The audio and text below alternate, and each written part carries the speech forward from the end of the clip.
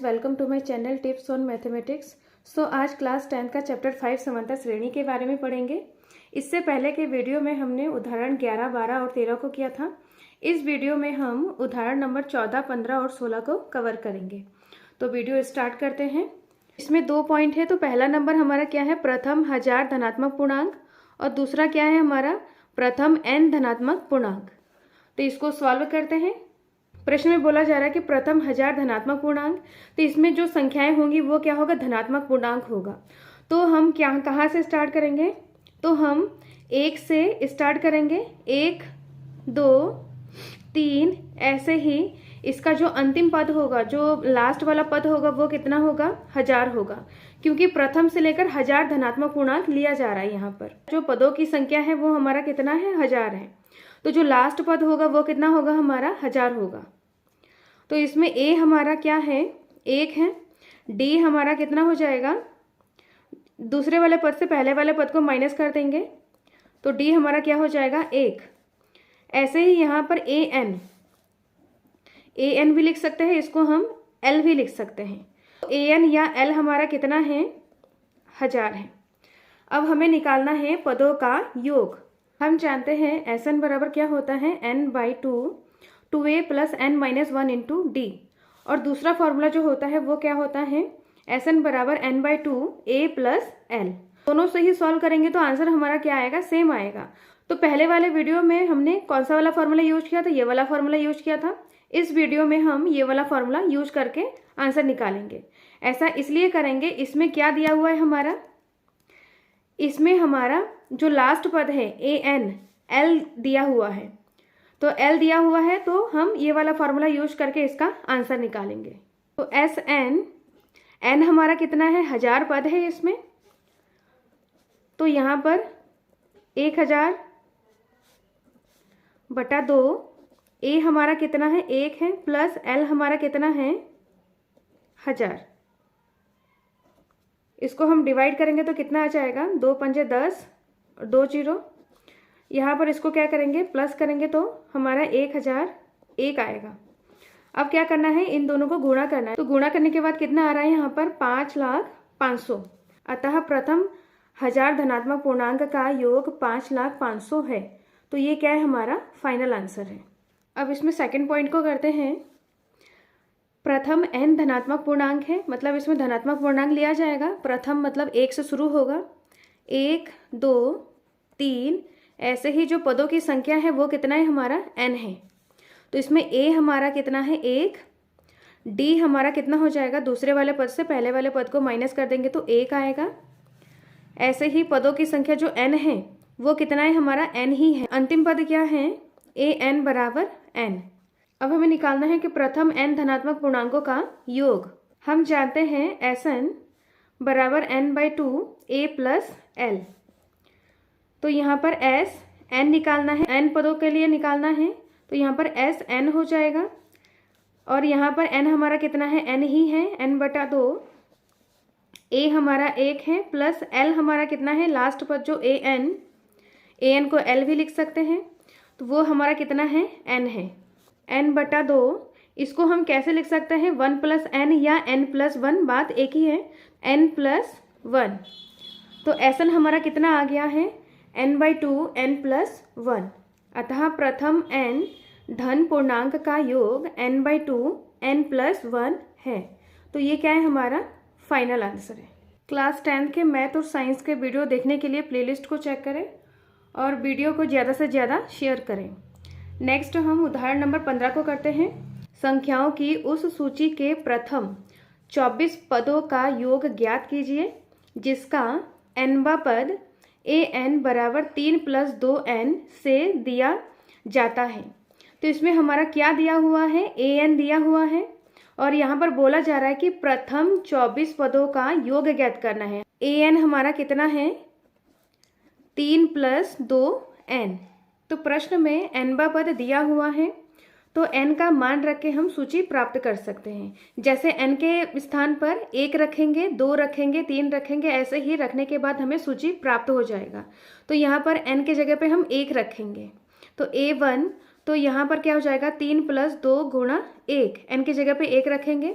इसको जब हम सॉल्व करेंगे तो कितना हो जाएगा, 3 प्लस 2 1 कम 2, तो इनको जोड़ने के बाद कितना आ जाएगा 5। ऐसे ही n के जगह पे 2 रखेंगे तो यहाँ पर 3 प्लस 2 गुणा 2, तो यहाँ पर 3 प्लस 2 दूनी 4, इनको जोड़ने के बाद कितना आ जाएगा 7। ऐसे ही a3 निकालेंगे, n के जगह पे 3 रखेंगे तो यहाँ पर 2 गुणा 3, यहाँ पर 3 प्लस 3 दूनी 6, इसको जोड़ेंगे तो कितना आ जाएगा 9। ऐसे ही हम आगे पद निकाल सकते हैं। अतः सूची हमारा कितना आ रहा है 5, 7, 9। तो इसमें हम क्या निकालेंगे, डी निकाल के देखेंगे कि ये एपी है या नहीं। तो यहाँ पर डी कैसे निकालेंगे, दूसरे वाले पद से पहले वाले पद को क्या करेंगे, माइनस कर देंगे। तो 7 - 5 हमारा कितना हो जाएगा 2। ऐसे ही 9 में से 7 को माइनस करेंगे तो 2 ही आएगा। तो इसका मतलब जो सूची हमारा आया है वो क्या है, हमारा एपी है। यह सूची एपी है जिसका सार बनतर 2 है। तो एपी हमारा क्या बन रहा है 5, 7, 9। यहाँ पर ए हमारा कितना है 5, डी हमारा कितना है 2। ज्ञात क्या करना है, प्रथम 24 पदों का योग ज्ञात करना है। 24 पद मतलब यहाँ पर n कितना है 24। हम जानते हैं Sn बराबर n/2 2a plus n - 1 into D.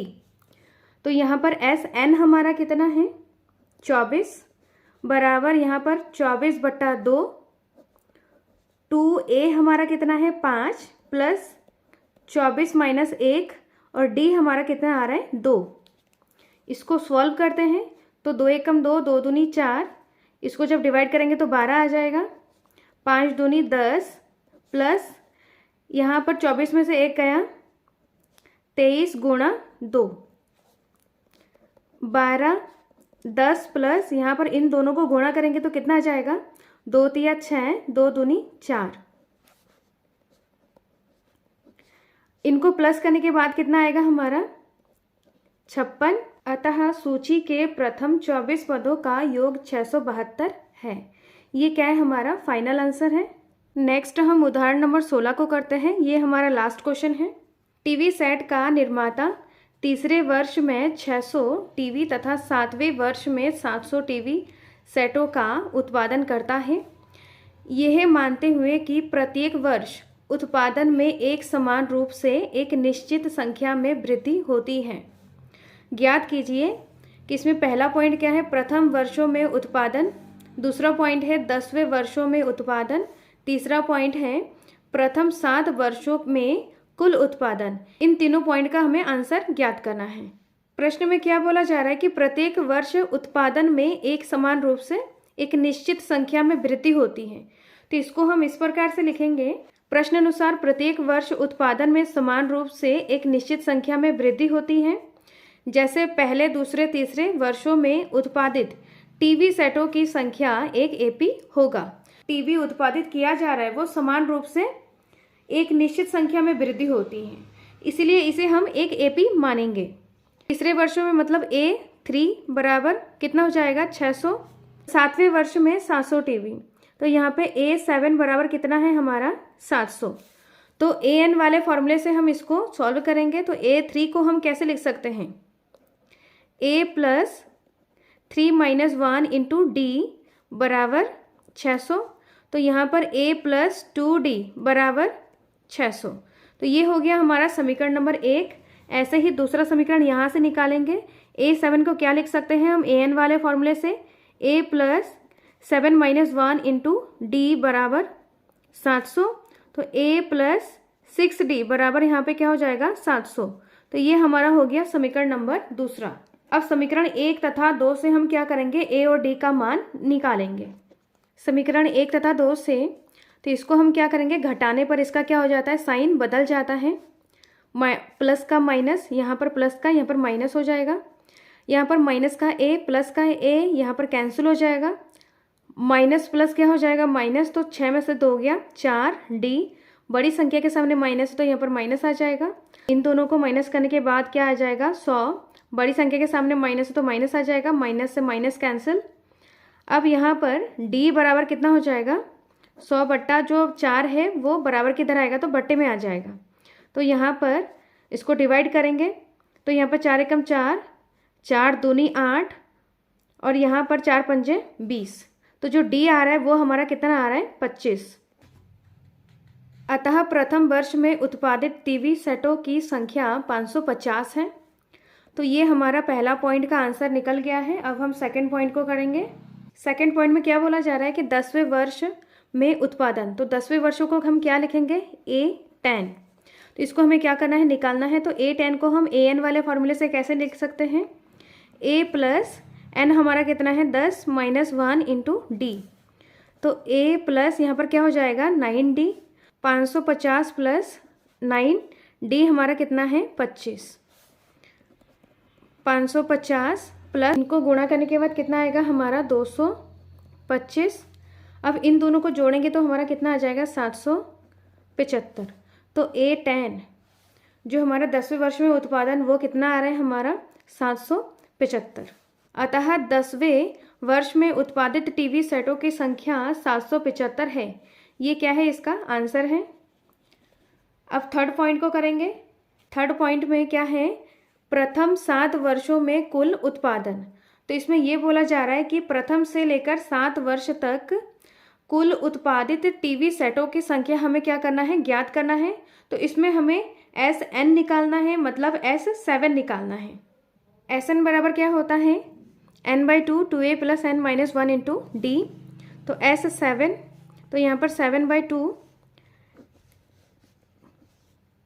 2A हमने निकाला था 550 प्लस N हमारा 7 माइनस 1 D 25। इन दोनों को गुणा करेंगे तो कितना आ जाएगा 0, 5 दूनी 10, 5 दूनी 10 और 11 प्लस 7 में से 1 गया 6 गुणा 25, 7/2। इन दोनों को गुणा करेंगे तो हमारा कितना आ जाएगा 150। इनको जोड़ने के बाद कितना आ जाएगा हमारा 1250। अब हम इसको सॉल्व करेंगे तो यहाँ पे 7 गुणा 1250/2, 2 से इसको हम क्या करेंगे डिवाइड करेंगे तो 2 छंग 12, 2 दूनी 4, 2 पंजे 10। तो यहाँ पर 7 गुणा 625 आ रहा है। इसको गुणा करेंगे तो कितना आ जाएगा हमारा 4375। अतः प्रथम 7 वर्षों में कुल उत्पादित सभी टीवी सेटों की संख्या 4375 है। तो ये क्या है, हमारा फाइनल आंसर है। वीडियो अच्छा लगे तो लाइक, शेयर एंड सब्सक्राइब करें। क्लास 10th के और भी वीडियो देखने के लिए प्लेलिस्ट को चेक करें। वीडियो देखने के लिए धन्यवाद।